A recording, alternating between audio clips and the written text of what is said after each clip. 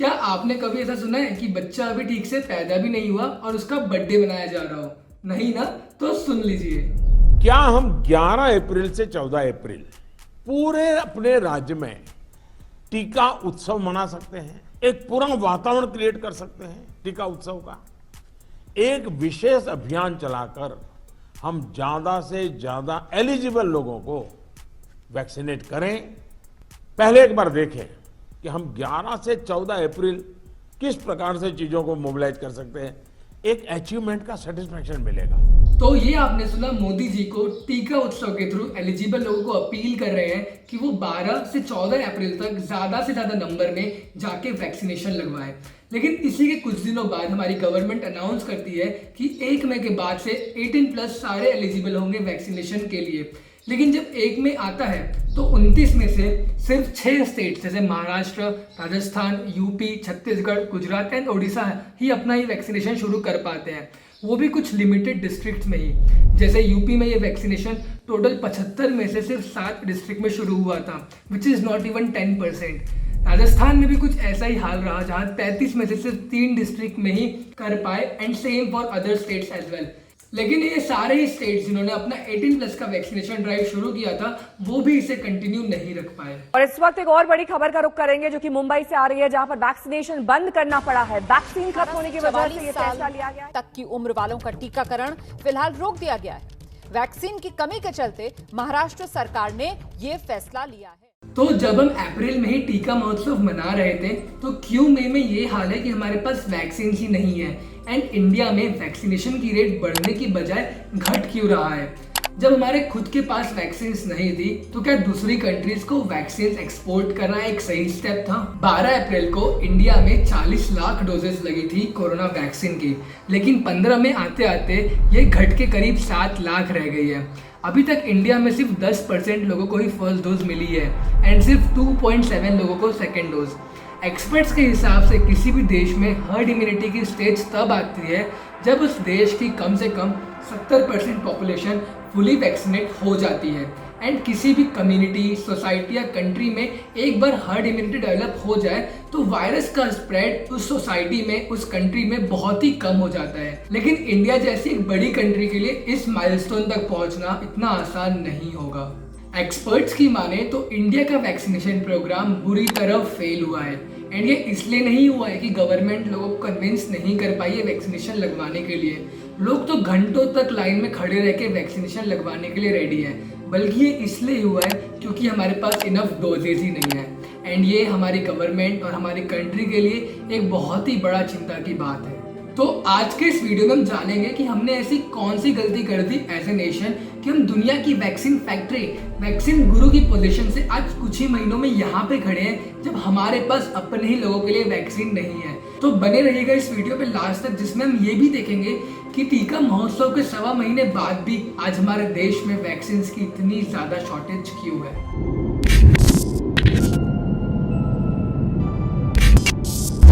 तो मुंबई में रहने वाले 31 वर्षीय स्नेहा कहती हैं कि उन्हें करीब आधा दिन का टाइम लग गया अपने कोविड वैक्सीनेशन के अपॉइंटमेंट को बुक करने के लिए। उनका कहना था कि ये बिल्कुल एक फास्टेस्ट फिंगर फर्स्ट के गेम समान ही था। स्लॉट्स ओपन होने के 3 सेकेंड्स के अंदर ही बुक हो गए एंड जब उन्हें अपॉइंटमेंट मिला भी तो हॉस्पिटल ने कैंसिल कर दिया क्योंकि उनके पास इनफ डोजेज ही नहीं थी। अपॉइंटमेंट के स्लॉट्स इतने जल्दी बुक हो जा रहे हैं कि कुछ टैकी लोग कोडिंग कर रहे हैं अपनी अपॉइंटमेंट्स बुक कराने के लिए। तो वर्ल्ड की वैक्सीन फैक्ट्री होने के बाद भी आज इंडिया की ये हालत होने के पीछे 3 से 4 मेन कारण है, जिसमें सबसे पहला और सबसे मेन कारण है lack of orders from our government. हमारे देश में मेजरली बस 2 ही कंपनीज हैं जो कोरोना वायरस की वैक्सीन बना रही थी अभी कुछ दिनों पहले तक, जिसमें पहली पुणे की सीरम इंस्टीट्यूट है एंड दूसरी भारत बायोटेक। अब पेंडेमिक के पहले तक इनकी जो कैपेसिटी थी, उनकी फुल प्रोडक्शन पावर पे भी हमारे देश की अर्जेंट रिक्वायरमेंट मीट नहीं हो सकती थी एंड ये बात सरकार को भी पता था। तो अगर सरकार चाहती तो इन कंपनीज को बड़े ऑर्डर्स प्लेस करके या फिर डायरेक्टली फंड करके इनकी प्रोडक्शन कैपेसिटीज बढ़ा सकती थी आगे आने वाले डिमांड को देखते हुए, लेकिन सरकार ने ऐसा कुछ भी नहीं किया। सीरम इंस्टीट्यूट के सीईओ आदर पूनावाला ने एक इंटरव्यू में ये बताया कि उन्होंने अपने कंपनी का प्रोडक्शन इसलिए नहीं बढ़ाया क्योंकि सरकार की तरफ से कोई ऑर्डर्स ही नहीं थे। एंड गॉड नोज वाई कि क्यों आदर पूनावाला ने इसके बाद एक प्रेस स्टेटमेंट रिलीज करके ये कहा कि लोग उनके स्टेटमेंट को समझे नहीं। इसके बाद जब सरकार ने अप्रूव्ड वैक्सीन के ऑर्डर प्लेस भी किए तो वो इतने छोटे नंबर में थे जैसे सरकार कोई मूड में थी ही नहीं इंडिया के वैक्सीनेशन प्रोग्राम को लेके। जैसे जनवरी में इंडिया ने फर्स्ट ऑर्डर प्लेस किया था सिर्फ 1.65 करोड़ डोजेस का एंड फरवरी के ऑर्डर में सिर्फ 1.5 करोड़ डोजेस। एंड मार्च 2021 में जब केसेस सडनली राइज होने लगे तब हमारी सरकार नींद से जागी एंड पहली बार बड़ा ऑर्डर प्लेस किया 12 करोड़ डोजेस का। एंड ये डिले इसलिए भी शायद क्योंकि हमारी सरकार को भी लगने लगा था कि देश में फर्स्ट वेव खत्म हो चुका है एंड हम इस महामारी से जंग जीत चुके हैं।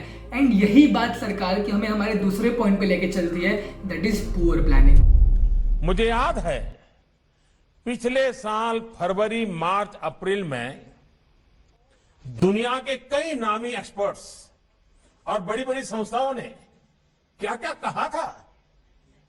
भविष्यवाणी की गई थी कि पूरी दुनिया में कोरोना से सबसे प्रभावित देश भारत होगा। कहा गया कि भारत में कोरोना संक्रमण की सुनामी आएगी। किसी ने 700-800 मिलियन भारतीयों को कोरोना होने की बात कही तो किसी ने 2 मिलियन से ज्यादा लोगों की मृत्यु का अंदेशा जताया था। एक्सपर्ट्स के प्रेडिक्शंस के बाद भी सरकार को अंदाजा ही नहीं था कि सेकेंड वेव आएगा और इतनी जल्दी आ सकता है। सिर्फ यही नहीं, उस वक्त जब केसेस कम हो रहे थे तो सरकार इतनी कॉन्फिडेंट हो गई थी कि मैत्री प्रोग्राम के जरिए हम पूरी दुनिया को वैक्सीन बांट रहे थे। यहाँ तक कि जनवरी से अप्रैल तक जितने इंडियंस को वैक्सीन नहीं लगी उससे ज्यादा हमने एक्सपोर्ट की अलग अलग कंट्रीज को। Now this was definitely a zero some move क्योंकि इसी ने हमारे इंटरनेशनल रिलेशंस को अच्छा किया एंड जब हमारी कंट्री प्रॉब्लम में थी तो यही सारी कंट्रीज ने अलग अलग मेडिकल इक्विपमेंट्स भेज के हमें हेल्प किया। Between January and April 2021 India ने बस 350 मिलियन यानी करीब 35 करोड़ डोजेस का ही ऑर्डर दिया है 2 अप्रूव्ड वैक्सीन का, जो इंडिया की सिर्फ 20% पॉपुलेशन को ही वैक्सीनेट कर सकती थी।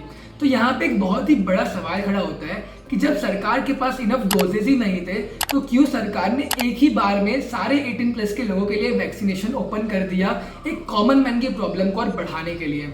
तो ये तो बेसिकली वैसी ही बात हो गई कि शादी में हमने खाना 300 लोग को ऑर्डर किया एंड इनविटेशन हमने 1000 लोग को दे दिया है। जैसे सरकार ने फर्स्ट टाइम में वैक्सीनेशन ड्राइव को ओनली 45+ वालों के लिए ओपन किया था, वैसे सेकेंड टाइम में इसे 30+ या 35+ वालों के लिए ओपन कर सकते थे एंड ये भी हमारी टोटल पॉपुलेशन का एक बहुत ही बड़ा परसेंटेज है।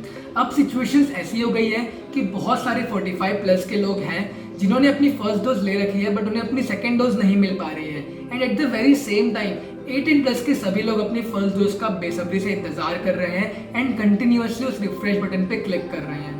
तो ऐसे ही कई सारी लापरवाहियों एंड हमारे थोड़े हार्ड लक के कारण आज इंडिया में वैक्सीन की इतनी शॉर्टेज जो चल रही है वो जुलाई 2021 तक चल सकती है। इंडिया ने इसके पहले दिसंबर में नोवावैक्स जो कि एक अमेरिकन कंपनी की वैक्सीन है इसके 1 बिलियन डोजेस यानी 100 करोड़ डोजेस का ऑर्डर प्लेस किया था जिसे इंडिया में ही सीरम इंस्टीट्यूट बनाने वाली थी।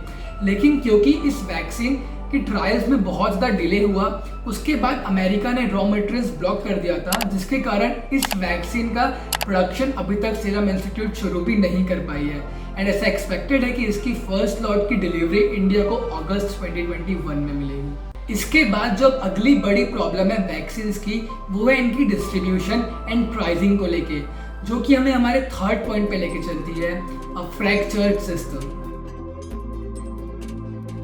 अब ये वैक्सीनेशन ड्राइव और कॉम्प्लेक्स हो गई है जब 1 मई को सेंटर ने अनाउंस किया कि अब वैक्सीन को खरीदने की जिम्मेदारी स्टेट की होगी। अभी तक सेंट्रल गवर्नमेंट इन वैक्सीन को खरीदती थी डायरेक्टली कंपनीज से एंड इन्हें ट्रांसपोर्ट किया जाता था एक सेंट्रल हब से, लेकिन अब स्टेट्स एंड प्राइवेट हॉस्पिटल्स को खुद ही वैक्सीन डायरेक्टली खरीदनी होगी मैन्युफैक्चरर से। इससे ना ही सिर्फ वैक्सीन की प्राइसेस बढ़ेगी बल्कि एक्सपर्ट्स का ये भी मानना है कि हमारी वैक्सीनेशन प्रोसेस थोड़ी स्लो होगी एंड इसमें और दिक्कतें भी आएंगी। मालिनी एसोला जो कि को कन्वीनर है of all India drug action network, उनका कहना है कि अगर सेंटर खुद ही इन वैक्सीन को सेंट्रली प्रोक्यूर करके डिस्ट्रीब्यूट करती तो एक वैक्सीन का कॉस्ट करीब $2 यानी करीब ₹150 ही पड़ता। लेकिन अब स्टेट्स को एक कोविशील्ड के डोज का रेट डबल पड़ेगा करीब $4, तो वहीं कोवैक्सीन का करीब $8, जो इनडायरेक्टली स्टेट्स के परचेसिंग पे भी अफेक्ट करेगा। एंड अब स्टेट्स और प्राइवेट हॉस्पिटल्स के बीच में कंपटीशन हो जाएगा to get the most number of vaccine, जिसका एक बुरा असर पड़ सकता है यूपी एंड बिहार जैसे स्टेट्स पे। और इन सभी कुछ के चलते जो वैक्सीन कॉमन मैन को 250 से 300 रुपये में मिल सकती थी, उसकी कॉस्ट अब करीब 1000 से 1500 पहुंच चुकी है।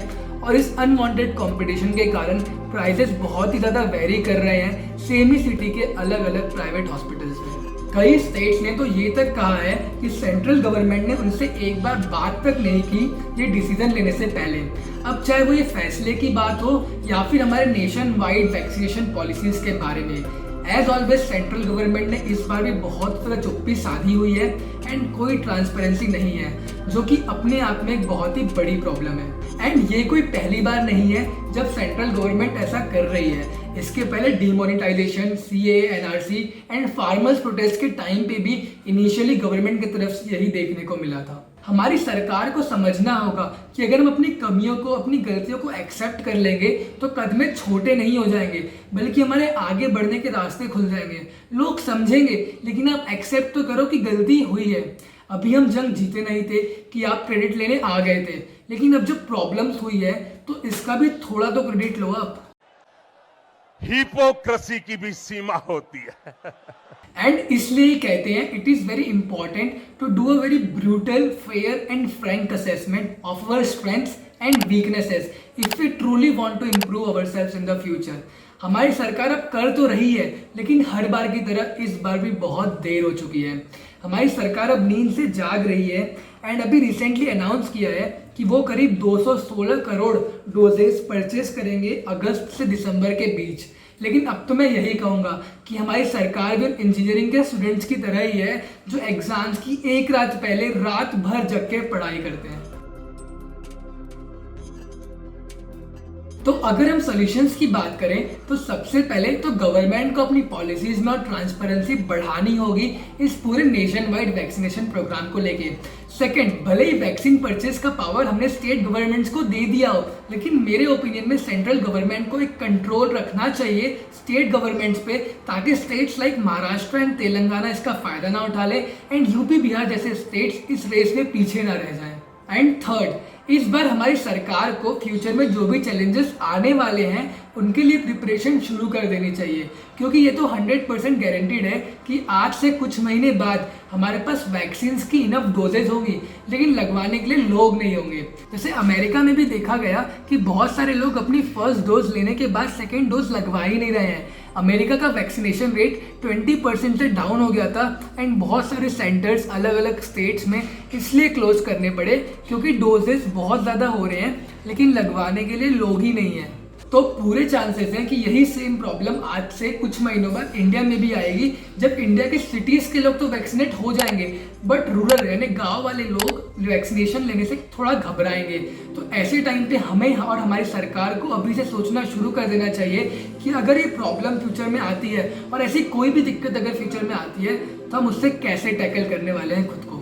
लेकिन ये सभी चीज़ के पहले मैं फिर से सिर्फ यही कहूँगा कि हमारी सरकार को एक्सेप्ट करना होगा कि हमारा मेडिकल इंफ्रास्ट्रक्चर फेल हुआ है एंड आज भी हमारे देश में वैक्सीन की बहुत ज़्यादा कमी है।